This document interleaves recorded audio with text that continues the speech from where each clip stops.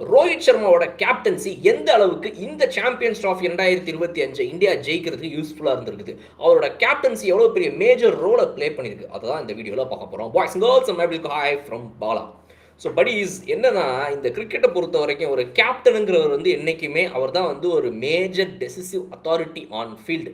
நீங்கள் of the field வந்துட்டு ஒரு கோச் என்ன வேணால் இன்புட்டை கொடுக்கலாம், ஆஃப் த ஃபீல்டு வந்து என்ன வேணால் விஷயங்கள் ஒரு மேனேஜ்மெண்ட்டோ ஒரு மொத்த போர்டோ சொல்லலாம். ஆனால் ஆன் ஃபீல்டு அந்த டெசிஷன் எடுக்கிறது அந்த கேப்டன் கிட்ட தான் இருக்குது. ஸோ ஆன் ஃபீல்டு டெசிஷன்ஸை அற்புதமாக எடுத்திருக்காரு ரோஹித் சர்மா. அதையும் நம்ம இந்த வீடியோவில் பார்க்க போகிறோம். பட் அதுக்கு முன்னாடி ஆஃப் த ஃபீல்டு எனக்கு இதுதான் வேணும் அப்படின்னு தன்னோட மேனேஜ்மெண்ட் கிட்ட கேட்டு வாங்குற ஒரு தன்மையை கொண்ட கேப்டனா ரோஹித் சர்மா என்னென்ன விஷயங்களை பண்ணியிருக்காரு, அதுதான் இந்த வீடியோவில் பார்க்க போகிறோம். ஸோ ஃபர்ஸ்ட் நம்ம எடுத்துகிட்டு பார்க்க போகிறது இந்தியாவுடைய ஸ்குவாட் செலெக்ஷன். ஸோ எனக்கு இப்படிப்பட்ட ஒரு ஸ்குவாட் வேணும் அப்படிங்கிறத ரொம்ப தெளிவாக சொல்லியிருக்காரு ரோஹித் சர்மா. அது அவரே வந்துட்டு ப்ரெசன்டேஷன் செரமனிஸ்லாம் பேசும்போது சொல்கிறார். முக்கியமாக ஃபைனலுடைய மேட்ச் முடிச்சதுக்கப்புறமா கூட சொல்லியிருக்காரு. ஸோ இந்த ஸ்குவாட் செலெக்ஷன் எவ்வளவு குரூஷியலாக இருந்திருக்குது அப்படின்னா, டீமில் வந்து ஸ்பின்னர்ஸ் அவ்வளவு பேரை பேக் பண்ணிட்டார். இப்போ ஒரு குல்தீப் யாதவ் இருக்கிறாரு, ஒரு வருண் சக்கரவர்த்தி லேட்டராக வந்து ஜாயின் பண்ணுறாரு பும்ராக்கு பதிலாக. குல்தீப் யாதவை தாண்டி ஒரு ஸ்பின்னர் தேவையாப்பா, ஏன்னா ஏற்கனவே நம்ம கிட்ட அக்சர் பட்டேல் இருக்காங்களே, ஜடேஜா இருக்கிறாங்களே, வாஷிங்டன் சுந்தர் இருக்கிறாரு அப்படின்னு 3 ஸ்பின்னர் ஆல்ரவுண்டர்ஸ், ஸ்பின் ஆல்ரவுண்டர்ஸ் 3 பேர். இது இல்லாமல் குல்தீப் யாதவ் ஒருத்தர் இருக்காரு, 4 பேர். ஸோ 4 பேர் தேவையா அப்படின்னு சொல்லி யோசிக்கிற அந்த இடத்துல இவர் கொண்டு வராரு 5வதா பும்ரா வெளியே போனதுக்கு அப்புறமா ஸ்குவாட்ல வருண் சக்கரவர்த்தியை. ஸோ ஒரு கேப்டனோட மைண்ட் செட் எப்படி இருக்கு, இதில் கோச்சோடைய இன்புட்டும் கண்டிப்பாக உண்டு. ஸோ கம்பீர் வந்துட்டு ரைட் ஓகே, நமக்கு இந்த நேரத்தில் இது நல்லா போகுதா ஓகேப்பா அப்படின்னு இந்த காம்பினேஷனை புரிஞ்சுக்கிட்டு அவரும் வந்துட்டு மேனேஜ்மெண்ட்ட கேட்டு ஒரு ஸ்பின்னரை வாங்குறது பார்த்தீங்களா, அந்த ஒரு அற்புதமான ஒரு மைண்டை வந்து நம்ம பாராட்டணும். ஏன்னா வருண் சக்கரவர்த்தி தான் இன்னைக்கு கேம் சேஞ்சர். இந்த ஸ்குவாட்லேயே வந்துட்டு திடீர்னு ஏற்பட்ட ஒரு மாற்றம், 2 மேட்சுக்கு அப்புறம் இவர் தான்ப்பா வரப்போறாரு அப்படின்னு உள்ளே வந்ததுக்கு அப்புறமா அந்த ஒரு மிகப்பெரிய சேஞ்சை வந்து ரெவல்யூஷனை கொண்டு வரதுக்கு வருண் சக்கரவர்த்தியுடைய அடிஷன் இந்த ஸ்குவாட் வந்து ரொம்ப ரொம்ப ரொம்ப இம்பார்ட்டண்ட்டான ஒரு விஷயம். இது மூலமாக பேட்டிங் டெப்த்தையும் வச்சுருக்காங்க. நம்பர் 8 ரவீந்திர ஜடேஜா ஆற மாதிரி ஒரு ஸ்குவாட் இருக்குது அப்படின்னா இதை விட வேற என்ன வேணும். ஸோ இந்த squad selection with pack of spinners அப்படின்றத வந்து நம்ம கண்டிப்பாக பாராட்டி ஆகணும். கேப்டன் கேட்டு வாங்கியிருக்காரு எனக்கு இதுதான் வேணும் அப்படின்றத. அப்போ எந்த அளவுக்கு அவர் இந்த துபாய் பிச்சை வந்துட்டு அழகாக ரீட் பண்ணி வச்சுருந்துருப்பாருன்றதை நம்ம இதனால் தெரிஞ்சுக்க முடியுது. அடுத்ததான் நம்ம பார்க்க வேண்டியது என்ன அப்படின்னா, பிளேயிங் 11ல் 4 ஸ்பின்னரை கொண்டு வந்தது. ஸோ ஃபஸ்ட்டு ஓகேப்பா 3 ஸ்பின்னரை கொண்டு வராங்க, 3 ஃபாஸ்ட் பவுலரை கொண்டு வச்சிருக்கிறாங்க. இப்போ வந்து ஒரு ஃபாஸ்ட் பவுலரை குறைக்கிற மாதிரி ஆகுதா, என்ன பண்ண போகிறாங்க, ஸ்பின்னு வந்து நல்லா போகுதுன்னு தெரியுதே துபாயில் அப்படின்னு எல்லாரையும் கேள்வி கேட்கும்போது சிம்பிளாக 3-3லாம் கிடையாது, 4-2 அப்படின்னு சொல்லி 4 ஸ்பின்னர்ஸையும் 2 ஃபாஸ்ட் பவுலர் வச்சிருந்தாரு. இது மாதிரி ஒரு மேஜர் சாம்பியன்ஸ் ட்ராஃபி மாதிரி ஒரு ஐசிசி டோர்னமெண்ட்டை எந்த டீம் எந்த கேப்டன் அணுகியிருப்பாங்க இவ்வளவு ஸ்பின்னரை வச்சு இவ்வளவு தைரியமாக? சொல்லலாம் நம்ம சப்கான்டினென்ட் பிச்சு இது அது அதனால் இந்தியா அடிச்சிட்டாங்க அப்படின்னு. ஆமாம் கரெக்டு தான், சப்கான்டினென்ட் பிச்சு துபாய் அதனால் இந்தியா அடித்தாங்க. இதே நம்ம போய் இங்கிலாண்டில் விளையாடிருந்தாலும் சவுத் ஆஃப்ரிக்கா விளையாடிருந்தாலும் இவ்வளோ ஸ்பின்னை வச்சு நம்ம ஒரு பெரிய மேஜர் சேஞ்சை கொண்டு வந்திருக்க முடியாது தான். இங்கிலாண்டில் ஆஸ்திரேலியாவில் நியூசிலாண்டில் ஸ்பின்னை விட ஃபாஸ்ட் பவுலர்ஸ் தேவைப்பட்டிருக்கும். அப்போ இந்த டோர்னமெண்ட் எப்படி போயிருந்திருக்கும் அதெல்லாம் நம்ம அடுத்த தடவை அங்கே ஒரு டோர்னமெண்ட் நடக்கும்போது பேசுவோம். ஆனால் இதே இந்தியா மாதிரி சப்கான்டினென்ட் டீம்ஸ் எத்தனை பேர் இங்கே விளையாடினாங்க இந்த டோர்னமெண்ட்டை? ஆப்கானிஸ்தான் விளையாடிச்சு, பங்களாதேஷ் விளையாடினாங்க, பாகிஸ்தான் விளையாடினாங்க. வெறும் ஸ்ரீலங்கா மட்டும்தான் விளையாட முடியல இந்த மேஜர் ஏஷியன் டீம்ஸில். மிச்ச 3 ஏஷியன் டீம்ஸ் ஏன் இந்தியா அளவுக்கு விளையாடலை? சவுத் ஆஃப்ரிக்காவை விடுங்க, இங்கிலாண்டை விடுங்க, ஆஸ்திரேலியாவை விடுங்க, இவங்கெல்லாம் விடுங்க ரைட்டு ஓகே. இந்த ஒரு 3 டீம் இருக்கிறாங்கல்ல, நம்ம இந்தியா மாதிரியே 3 சப்கான்டினென்ட் டீம்ஸ், இந்த ஏஷியன் டீம்ஸ், இவங்க ஏன் விளையாடலை? இவங்க ஏன் 4 ஸ்பின்னர் இறக்க முடியல?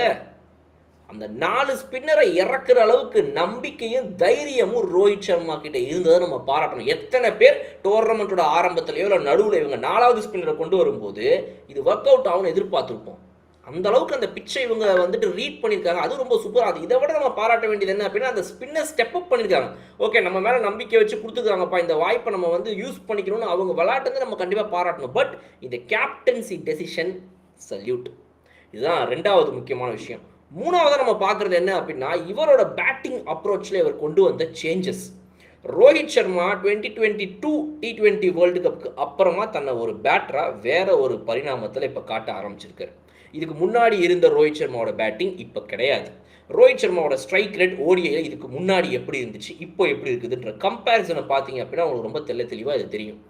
ESPN கிரிக் இன்ஃபோல இருந்து கிரிக் பஸ்ல இருந்து அழகா எடுத்து போட்டிருக்காங்க. அவருடைய ஸ்டாட்ஸ் இயர் பை இயர் நீங்க எடுத்து பார்த்தீங்கன்னா 2022க்கு அப்புறம் ஒரு பெரிய சேஞ்ச் தெரியுது.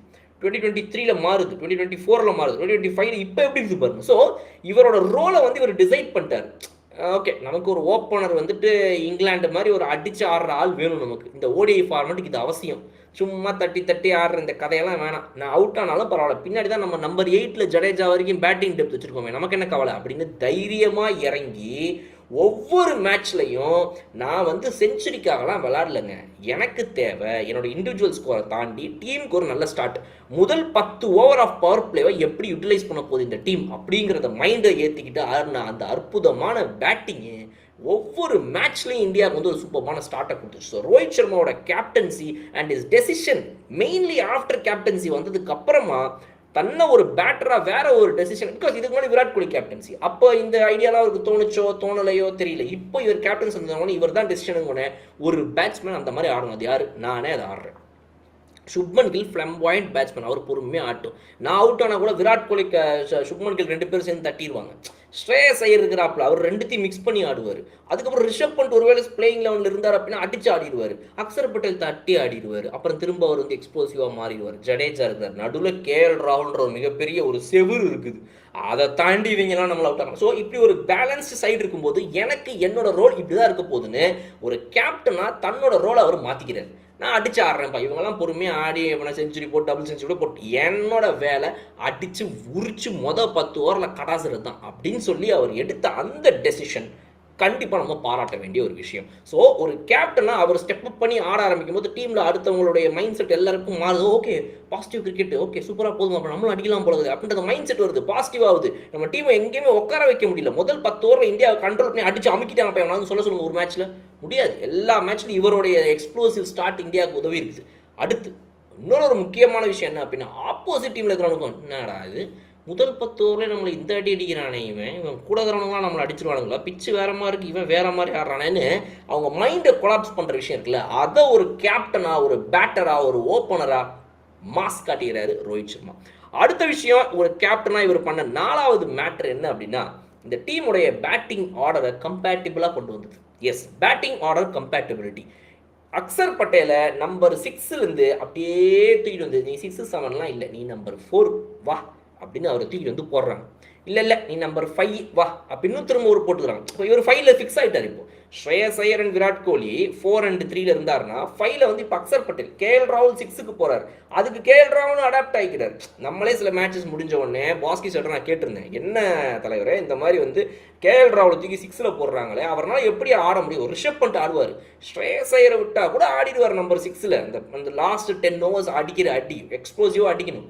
KL ராகுல ஒரு 4 or 5ல் ஆட விடலாம்ல அப்படின்னு. பட் ஆனால் KL ராகுல் இந்த கம்ப்ளைண்ட்லாம் பண்ணல, மனசுக்குள்ளே இருந்திருக்கலாம் அவருக்கு. பட் ஆனால் அதுக்கு அவர் சிச்சுவேஷனுக்கு அடாப்ட் ஆகி போகிறார்.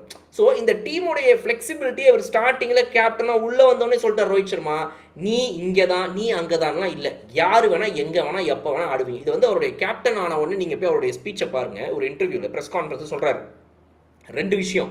ஒன்று, இந்த எக்ஸ்ப்ளோசிவ் பேட்டிங் அடிக்க போகிறோம். ODI ஃபார்மெட்டை இப்போ வேறு மாதிரி ஆட வேண்டிய கட்டாயம் ஏற்பட்டிருக்கு, அந்த மாதிரி தான் நாங்கள் ஆட போகிறோம், அக்ரெசிவ் பேட்டிங்னு சொல்லி அவருடைய கேப்டன்சி அவர் பொறுப்பேற்ற நாளில் வந்து அவர் கொடுத்த அந்த ப்ரெஸ் கான்ஃபரன்ஸ் அதில் சொல்லியிருக்காரு. 2வது விஷயம் இது சொல்லியிருக்காரு, அதாவது டீமில் வந்து எல்லாருமே வந்துட்டு அந்தந்த மேட்ச்சில் என்ன சிச்சுவேஷனுக்கு தான் இறங்குவாங்க. இவர் நம்பர் 3, இவர் நம்பர் 5, இவர் நம்பர் 6 அப்படிலாம் கிடையாது. திடீர்னு எனக்கு இப்போ இந்த சிச்சுவேஷனில் நம்பர் 7 பேட்ஸ்மேன் 3ல் இறங்கணுமா, இறங்கி தான் ஆகணும். ஸோ சிச்சுவேஷனுக்கு ஏற்ற மாதிரி பேட்ஸ்மேனை எங்கே வேணால் எப்படி வேணால் ஆர்டரை மாற்றுவோம் அப்படின்னு சொன்னார். அது உண்மையாக அவர் பண்ணுறாரு. ஸ்டார்டிங்கில் தேவைப்பட்டால் கூட நாளை பிறகு நீங்கள் ரோஹித் சர்மா வந்துட்டு ஒரு பின்னாடி நான் இறங்கிறேன்ப்பா, நீங்கள் KL ராகுல் ஓப்பனிங் இறக்கி விடுங்க, இல்லை இன்னைக்கு விராட் கோலி ஓப்பனிங் இறங்கட்டும், அவர் தான் இன்னைக்கு ஒரு இந்த டார்கெட்டுக்கு வந்து ரோஹித்தும் நானும் ஓப்பனிங் இறங்குறோம், நானும் விராட்டும் இறங்குறோம், சுப்மன் கில் 1 டவுனில் இறங்கிட்டுன்னு கூட அவர் முடிவு பண்ணலாம் ஒரு மேட்ச்சில். ஸோ அந்த மாதிரி டீமுக்கு வந்து மைண்ட் செட்டை ஃபிக்ஸ் பண்ணிட்டார். நீ இங்கே தான் அங்கே தான்லாம் இல்லை, எப்போ வேணால் ஆடலாம், பேடை கட்டி ஜாலியாக ரெடியாக உட்காந்துட்டே இருக்கு, உனக்கு நேரம் கூப்பிடும்போது வந்து ஆடணும் நீ அப்படின்னு. அந்த ஒரு அத்தாரிட்டி இருக்குல்ல, ஒரு கேப்டனுக்கு அத்தாரிட்டி வேணும் டீமில். ஏய் இதுதான்டா மேட்ரு அப்படின்னு. அந்த அத்தாரிட்டி 100% இன்னைக்கு ரோஹித் சர்மாக்கு இந்த டீமில் இருக்குதா அப்படின்னா கண்டிப்பாக கிடையாது. முன்னாடி இருந்த கேப்டன்களுக்கு இருந்த விராட் கோலிகளுக்கும் முன்னாடி இருந்த கேப்டன்கள் வரைக்கும் அந்த 100% அத்தாரிட்டிலாம் இருந்துச்சு. இப்போ டீம் மாறி போச்சு. ஒரு மாதிரி லூஸாக எல்லாருமே நானும் ஒரு கேப்டன்ரா அப்படின்னு அந்த இடத்துல இந்த அளவுக்கு வரைக்கும் அத்தாரிட்டி ஒரு கேப்டன் வச்சிருக்கிறதே பெரிய விஷயம் நான் சொல்கிறேன். ஸோ அதனால் ரோஹித் சர்மாவோட இந்த டெசிஷன்ஸ் வந்து ஒவ்வொன்றும் குரூஷியலாக இருந்திருக்குது. அண்ட் 5வது விஷயம் தான் எல்லாரும் பார்த்து வியந்த பிளேயிங் 11ல் 4 ஸ்பின்னரை கொண்டு வந்து அந்த 4 ஸ்பின்னரை சரியான இடங்கள்ல மாற்றிக்கிட்டே இருக்குது. ஓகே, முதல் 20 ஓவர்களுக்குள்ள போடக்கூடிய 20 வந்து யாருப்பா? வருண் சக்கரவர்த்தி அண்ட் அக்சர் பட்டேல். ஓகே, குல்தீப் யாதவ் வாங்க, அப்புறம் வேற யாருப்பா? எங்கே போனீங்க நீங்கள் எங்கே போனீங்க வாங்க அப்படின்னு சொல்லிட்டு இந்த வருண், ஜடேஜா, குல்தீப், அக்சர்னு 4 பேரையும் நீ இங்கே 2 நீ இங்கே 2ன்னு பிரிச்சுலாம் போடாமல் 4 பேரையும் கொலாப்ஸ் பண்ணுறாரு. ஒரு பவுலருக்கு இப்போ வந்து அக்சர் பட்டேல் இப்படி போடுறாருப்பா, கொஞ்சம் லென்த்தாக போடுறாரு, நேக்கியாக போடுறாரு. ஓகே, முதல் ஓவரில் வந்து தட்டி ஆடியாச்சு, 2வது ஓவரில் ஓரளவு பிடிச்சாச்சு. இப்போ 3வது ஓவர் அவன் போடுவான்ல, இப்போ பாரு அப்படின்னு யோசிச்சா 3வது ஓவர் அந்த எண்ட்லேருந்து அவர் வர மாட்டார், வருண் சக்கரவர்த்தி வருவார். சரி, வருண் சக்கரவர்த்திக்கு நான் ரெடியாக ஆகிறேன் அப்படின்னு வருண் சக்கரவர்த்தி வந்து ராங் ஒன் எது, இந்த பக்கம் போகிறது எது, ஃப்ளிப்பர் எது, ஓவர் த ஸ்பின் எது அப்படின்னு எல்லாத்தையும் ரெடி பண்ணி வச்சா 2 ஓவர் தான் போடுவார். அந்த ஸ்பெல்லில் காணாமல் போயிடுவார். இந்த ஒரு ஸ்பெல்லுக்கு 2 ஓவர் மட்டும் நீ போடு போதும். அதிகபட்சம் எவனா ஒருத்தங்க தான் 3 ஓவர், மற்றபடி எல்லாம் 2 ஓவர் தான். அந்த 2 ஓவரில் கட் பண்ணுறது. அந்த ஸ்பின்னர் என்ன மாதிரி போடுறாரு ஜடேஜா இப்போ குயிக்காக டக் டக் டக் சரக்கு இறக்குறாரு. அவரை நீ எத்தனை ஓவர் தட்டி ஆட முடியும்? ஒரு ஓவர் அடிச்சுக்கலாம்ப்பா, ஓகே, ஒரு கான்ஃபிடன்ஸ் வரணும்ல. அந்த பவுலர் இப்படி தான் போடுறாரு இப்போ இந்த பேஸில். இப்போ ஒரு 30-40 ஓவருக்குள்ளே இருக்கும்போது ஜடேஜா வேறு மாதிரி போடுவார். முதல் 10 ஓவரில் போட சொல்லி ஜடேஜா வேறு மாதிரி போடுவார். அப்போ ஒரு தடவை ஜடேஜா போடுறதே மாறுது, குல்தீப் யாதவ் போகிறது மாறுது. அப்போ அந்த ஃபேஸில் நீ 2 ஓவருக்கு மேலே தொடர்ந்து எனக்கு போடலாம், நான் எப்படி ஒன்று பிடிப்பேன்? உன் ரிதமே என்னால் பிடிக்க முடியல, நீ ஏன் ரிதமை கேன்சல் பண்ணிட்டு போயிடுவேன், என்ன இது அப்படின்னு ஒவ்வொரு பேட்ஸ்மேனையும் புலம்ப வச்சாரு ரோஹித் சர்மா. ஸோ ரோஹித் சர்மாவோட இந்த கேப்டன்சி டெசிஷன்ஸ் எல்லாம் சின்னதாக தெரியணும் நம்ம கண்ணுக்கு, ஆனால் இது எல்லாமே ஒரு மேஜர் ரோலை ஒவ்வொரு மேட்ச்லையும் ப்ளே பண்ணியிருக்கு அப்படின்றதான் வந்து இந்த வீடியோ மூலமாக நம்ம சொல்ல விரும்புகிற ஒரு விஷயம்.